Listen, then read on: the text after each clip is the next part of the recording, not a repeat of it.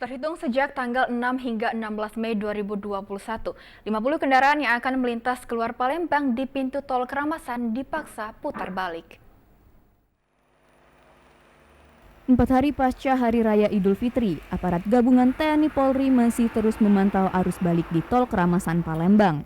Kepala Posko Penyekatan Tol Keramasan Ibda Adriansyah menjelaskan, sejak awal pemberlakuan larangan mudik hingga kemarin, sebanyak 50 kendaraan yang akan melakukan perjalanan keluar kota Palembang melalui pintu tol Keramasan dipaksa putar balik.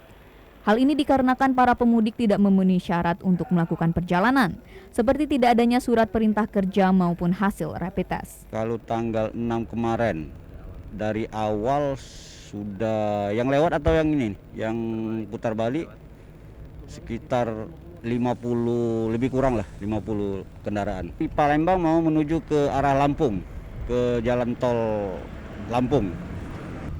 Untuk sekarang ini penyekatan diperpanjang menjadi 6 hari dari tanggal 18 sampai 24 Mei.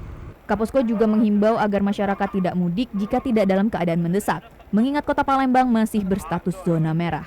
Ya saudara, dapat kami laporkan 4 hari pasca Hari Raya Idul Fitri 1442 Hijriah. Pemantauan di salah satu posko penyekatan di pintu tol Keramasan masih terus dilakukan oleh aparat gabungan TNI Polri. Dan terhitung sampai kemarin sudah ada sekitar 50-an mobil yang harus dipaksa putar balik karena memang mereka tidak memiliki atau persyaratannya tidak cukup untuk melakukan perjalanan mudik. Namun untuk kendaraan atau angkutan barang masih diizinkan untuk melewati pintu tol Keramasan ini. Dari pintu tol Keramasan, Afifah Sari melaporkan.